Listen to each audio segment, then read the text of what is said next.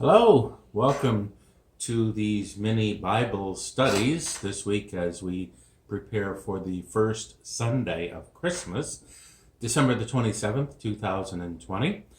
And today I would like to look at the second reading for this Sunday. And it comes from Paul's letter to the Galatians in the 4th chapter, verses 4 through 7. So I'd like to read for you the introduction to the reading, then the reading itself, and share some reflections that I've gathered for today. Paul seeks to show the Galatians that the purpose of Christ's birth was to liberate us from the law's condemnation, so that we would be fully adopted into God's family as beloved children. When the fullness of time had come, God sent his Son, born of a woman, born under the law, in order to redeem those who were under the law, so that we might receive adoption as children. And because you are children, God has sent the Spirit of his Son into our hearts, crying, Abba, Father. So you are no longer a slave, but a child, and if a child, then also an heir through God. Here ends the reading.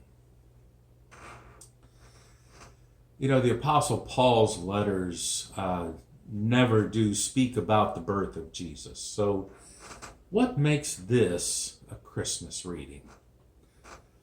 Paul does write rather profoundly about the meaning of the incarnation, God made flesh. Today's reading reflects on God's sending of his Son in the context of a larger theological statement about what it means to be the children of God and co-heirs with Jesus as the Son of God.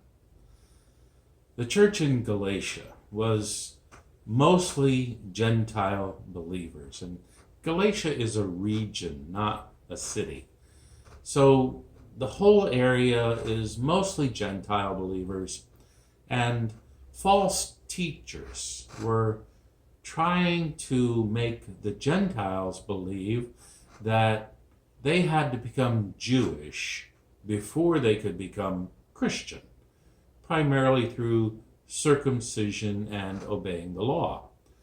Well, in chapter 3 of this letter, prior to today's reading, Paul teaches that God's promise to Abraham precedes and takes priority over the law.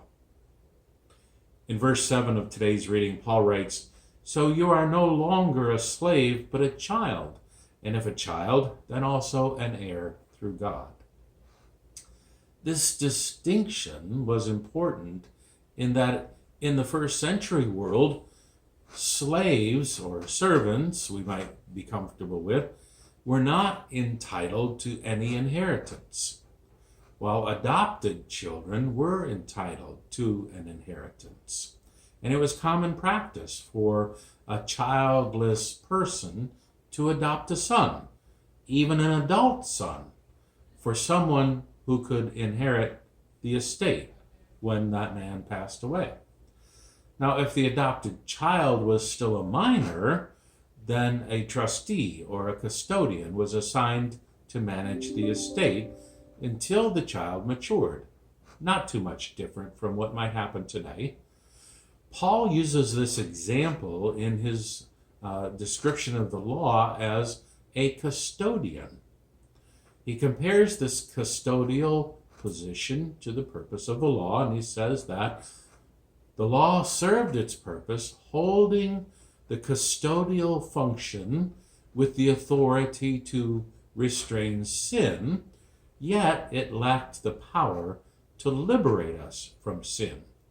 So the law served as kind of a disciplinarian, not in the sense of punishment, but of the sense of keeping us disciplined on the right track until Jesus the Christ came.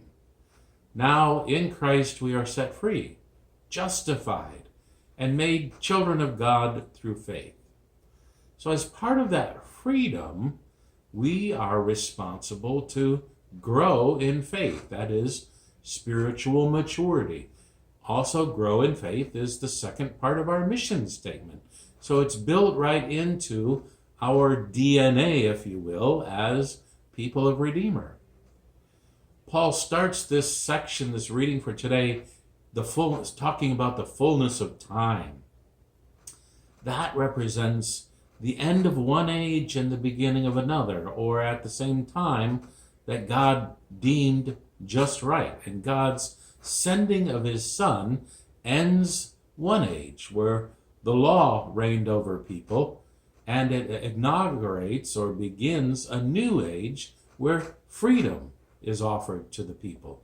And Paul suggests that all who were born under the law in one form or another includes Jesus. Jesus was born under the law in order to redeem us who are also born under the law, so that we might receive adoption as children. So it wasn't that Jesus needed to be disciplined under the law. It was that through being born under the law, Jesus could bring us into that adoption as children. Verse 6 reads, God has sent the Spirit of his Son into our hearts, crying, Abba, Father.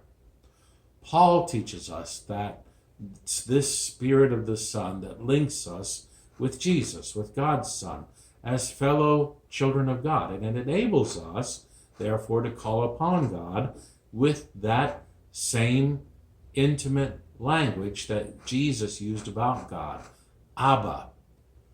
In the ancient language, Abba was a very intimate term, and it doesn't translate exactly as daddy, but close enough that we would hear that word daddy and think, oh, there's a very intimate relationship between father and child. So we are children of God purely by God's grace, not by our adherence to any law or rules that we earn ourselves the way of our inheritance, no matter what kind of law that we may be thinking about. The freedom we receive is the freedom that we receive in Christ, and we are children of God, therefore full heirs with Jesus to everything that God has promised. Thank you for joining me today, and I hope this is making some sense as we continue this journey through the readings for the first Sunday of Christmas, December the 27th, 2020. I hope you're having a great day. Take care and God bless.